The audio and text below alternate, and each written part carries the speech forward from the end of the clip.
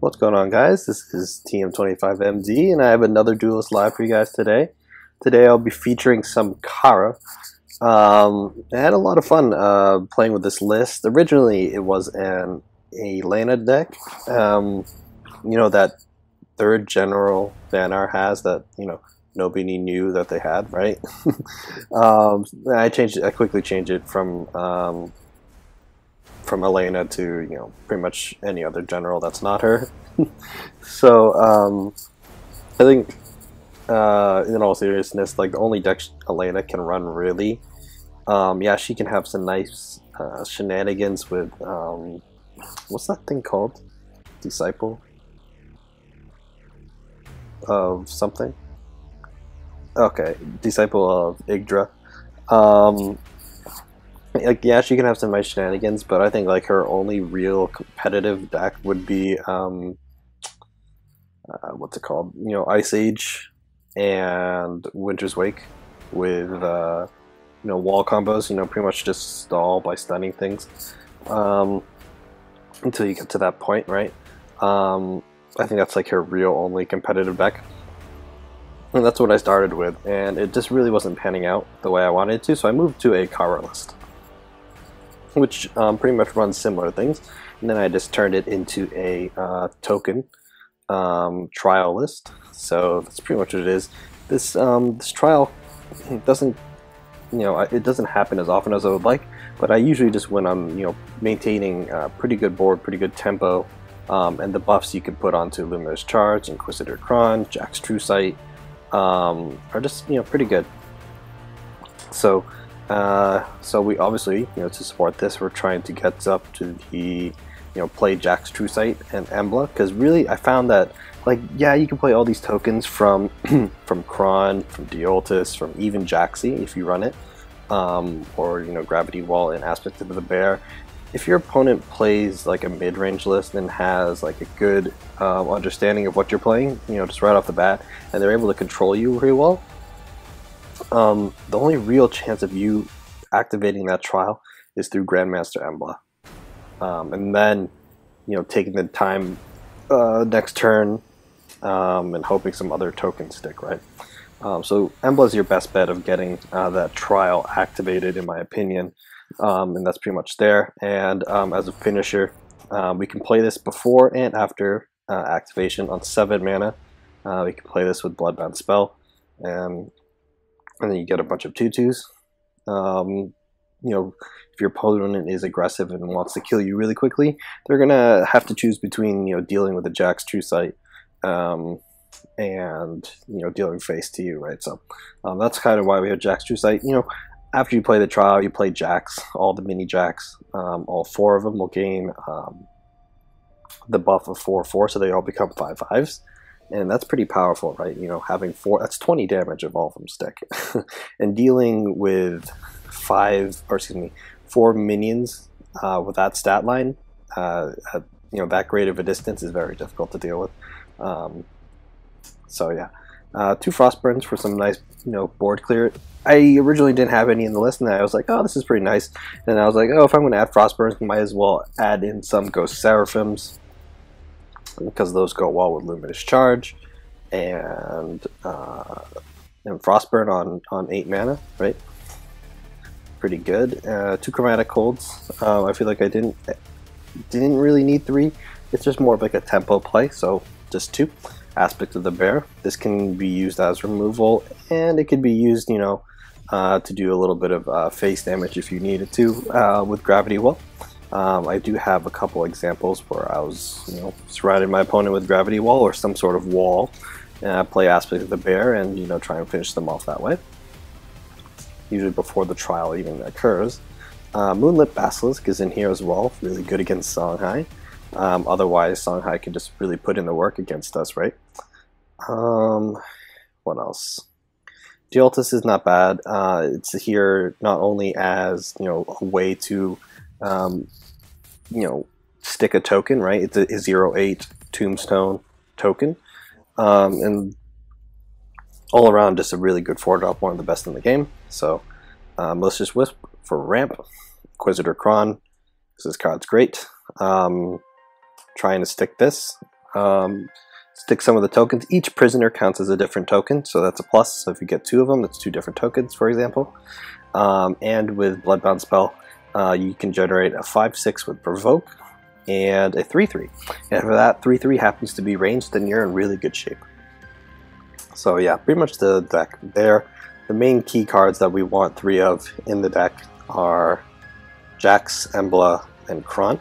Everything else is, you know, pretty good. And I guess Moonlit Basilisk, but it's more of a tech card. But the main core of the deck is Crystal Wisp, Aspect of the Bear, Gravity Wall, Haas Sister, Duelyst, Malicious Wisp, Kron, Jax, and Embla.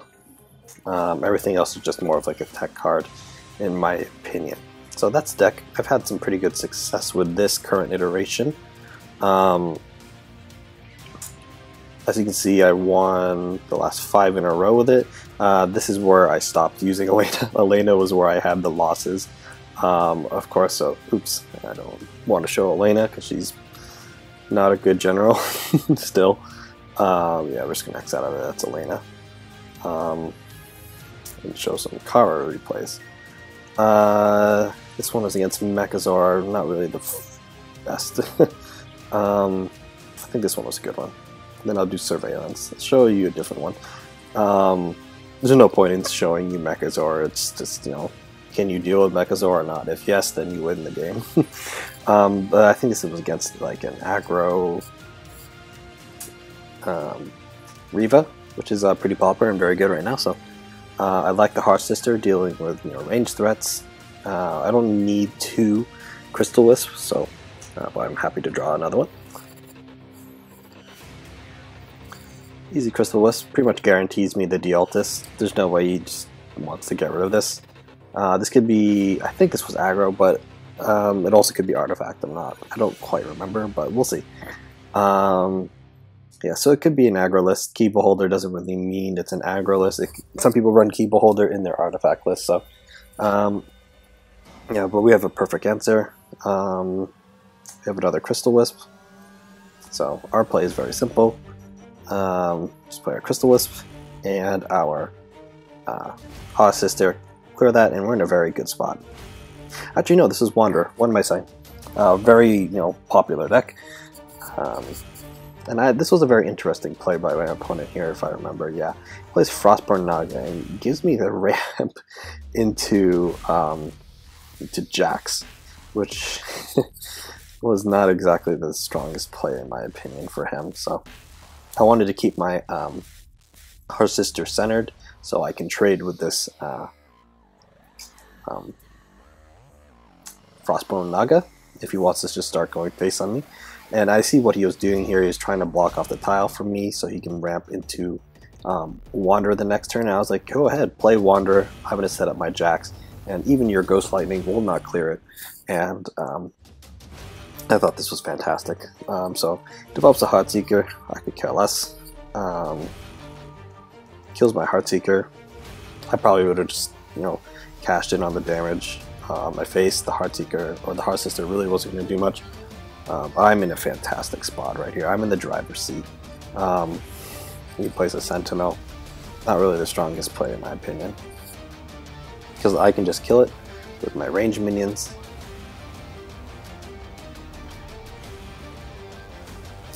And develop. I think I developed Duelyst here. I didn't want to play Luminous Charge because I want to save that for when I have Bloodbound spell. And I can do that next turn, these 2 cards with Bloodbound spell next turn. So just play a Duelyst and Gravity Well, and I'm in a pretty good spot here.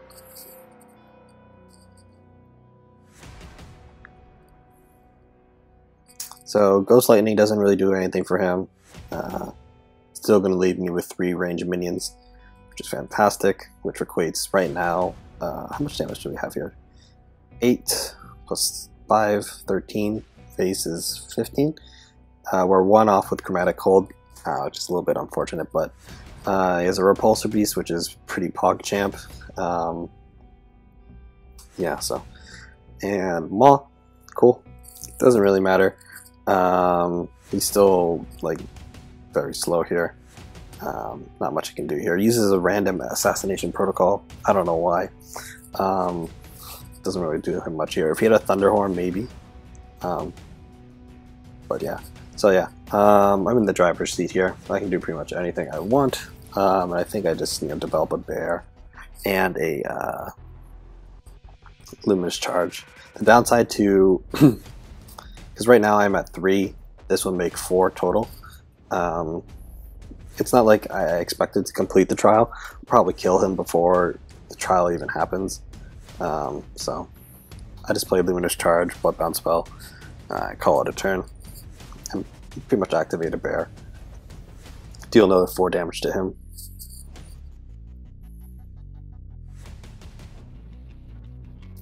And now he's almost completely surrounded. I wish I could have surrounded him, but I couldn't, but oh well. So we pretty much put him down to 9, and he has an EMP, which is really lucky on his end, but oh well. And he just concedes. I don't know why he hit my bear, because that just set up lethal for me. So, alright, and let's look for another one. I think this was a good game, so we'll look at it. This was Kalios. Songhai in general is a little bit difficult for Vanar. Turn 1 play is a little bit awkward, so we'll try and look for one, obviously, right? Jax will do very well here, but since I have 3 of them in the deck, I think I can afford to look for another one. Get Frostburn back. See, this is here. I'm trying to think of, maybe I should keep this in my hand if I ever fall behind on board. So I'm gonna hold on to it. Ghost Seraphim's a little slow, so I'll obviously replace that. And I have yet to see a Songhai that does not open up with Scroll Bandit. And actually, Moonlit Basilisk is pretty good here, and if anything, I would rather play Malicious Whips before before Duelyst, simply because just denying them that extra rampant Descendos and EMP, especially for Kalios, is pretty much essential. And Moonlit Basilisk is good here against backstab minions, because if they want to use any positioning spells, then if they want to use any positioning spells, this thing only gets bigger, so pretty good here. We have a simple play of Aspect of the Bear and Malicious Wisp, right? And the beauty of this Thunderhorn nerf is the bear can actually clear it, which is good. So our play is very straightforward. We just play our bear and our Malicious Wisp, call it a turn. And I actually play my Malicious Wisp right here as opposed to here, because he can dismiss Dragon Seal it all the way over here and kill it. This positioning is, if he wants to kill it, he has to trade his Scroll Bandit with his face, which I think I am perfectly fine with. He ends up just killing my bear with his Scroll Bandit, which is fine by me. He has another Thunderhorn, which is a little bit unfortunate. But I think this is a perfect turn to just play Kron defensively. And notice the positioning here, meaning his Misdragon Seals and juxtapositions really won't affect my position too much. I guess juxtaposition with this wall, it really won't get him much in my opinion. So this is the turn I just play Kron and Bloodbound spell, and I just gain a lot of value. So Misdragon Seal is completely irrelevant here. I protect my back with this wall, and I protect my my Basilisk's back. Not that it really matters with Kron here, and Kron also has his back protected by the enemy general, so I think we're in a fantastic spot. He plays Zendo aggressively, and I don't think that's a very good play in my opinion, because we can just easily remove it and have Kron survive, right? So easy clear here. And I think, do I develop Jax or another Kron? I think I developed Jax because that plays around like Eternity Painter. So I I guess I should have moved my Sentinel right behind him to play around Eternity Painter, but that doesn't really do much anyways, because I have Jax, so even if he happens to run Ghost Lightning and Kalios, which is very unlikely, I do have another Jax to back it up with Bloodbound Spell the following turn, so I think I was at a very good spot. I think there's another replay I did want to share with you guys. Was it this one? I'm not quite sure. I know this one was Casva, but it really wasn't something I don't like. Maybe it was this one. I think this one's a little bit better.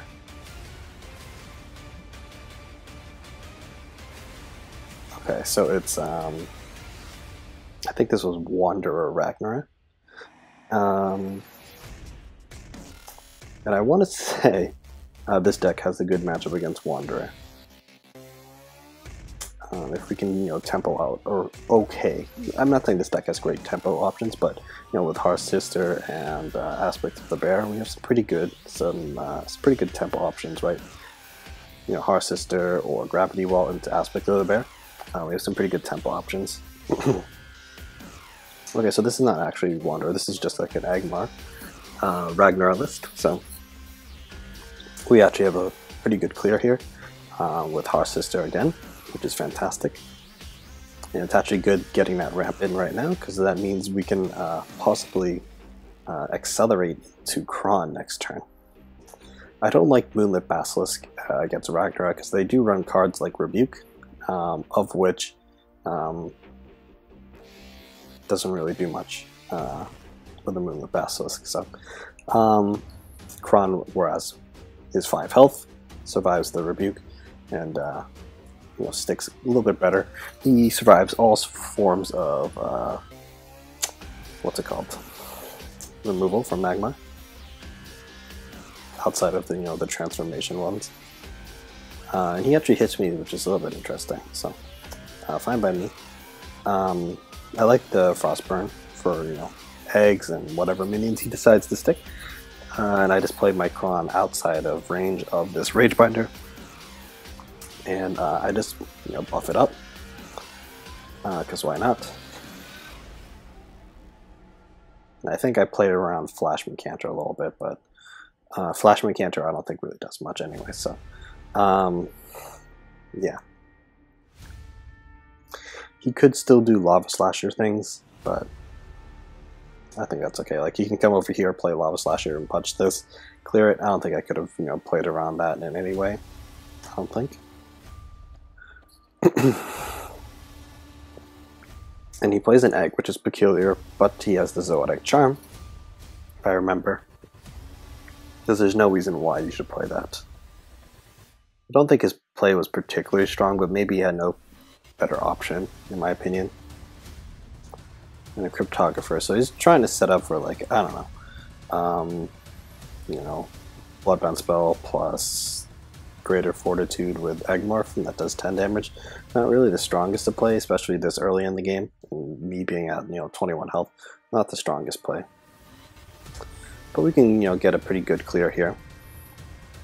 Fortunately, I can't protect this from the Ragebinder, but oh well. And I think I just develop a Jax here. If he wants to rebuke the Kron sticks, which is fine. And he actually gives me another mana, which is fine. And I have another Jax to back it up next turn anyway, so.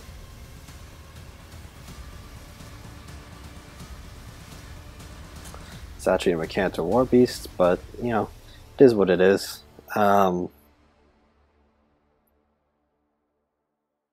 We still have a pretty good clear here. And we actually did, the Kron did a pretty good amount of work, right? And I really have no better play. I mean, like, I could have developed, like, I can't really play around Rebuke right now, because this just ties. And I think I just rather develop another Jax, in my opinion. Maybe I should have waited a turn and played Duelyst. Not quite sure. I really didn't want to use a Chromatic Hold on this when I didn't have to, right? So maybe I should have waited. but I played Jax. Yeah, I mean, I couldn't play around Rebuke or Plasma Storm here. I guess this plays around Plasma Storm, right? I should have shot first. I didn't have to take 1 extra point of damage, but I don't think that will really matter right now.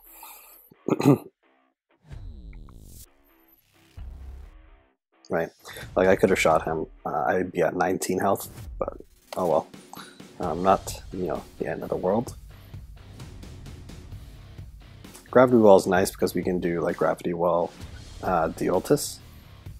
And he has the Rebuke, so maybe I should have played the Duelyst and whatnot, but he actually didn't move away first, so he actually took an extra 2 points of damage. When you do Rebuke, the Frenzy does count. So, slight misplay, or I don't know if you knew that beforehand, but oh well. And since I'm ahead on life, I can just start punching him. And this sets up lethal next turn, right, with Aspect of the Bear plus punch by punching him. And I put my Duelyst here, playing around a second Mecantor War Beast, right? So you can't just War Beast my face. The beauty of playing Duelyst here is if he has the War Beast and kills it, I just need 1 token to stick so I can, you know, hit it with Aspect of the Bear and kill him. So, and he actually has the second War Beast, which is what we accounted for. And it's pretty much game, right? Plays Embiotic Insight to refill his hand, but Aspect of the Bear is lethal here.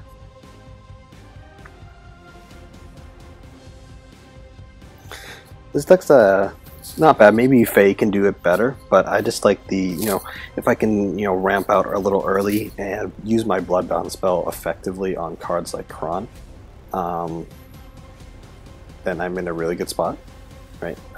You know, Bloodbound spell on Kron or Jax, you know, making all those minions, you know, 2/2s or, you know, 5/6 and a 3/3. I think it's really good value there. So maybe that's the best way to run this type of deck if you decide to run that, you know, Kron Duelyst core plus whatever in the deck. Faye might just be overall better because you have that built-in win condition of just, you know, running away and warbirding. But in terms of trial, I think Kara can do it the best. I guess Elena can do it as well with her ability to stun minions, and that's what I tried earlier, and it just really wasn't panning out the way I wanted it to. I think just, you know, Kron with Kara just nets a little bit more value and tempo, in my opinion. So that's it. Somehow I ended up in Diamond. I really didn't mean to. I just, you know, played a bunch of decks as you saw in my builder, and, you know, they just happened to be winning. So, oh well. Hope you guys enjoyed, and I'll catch you guys next time. Thank you guys. Have a good day.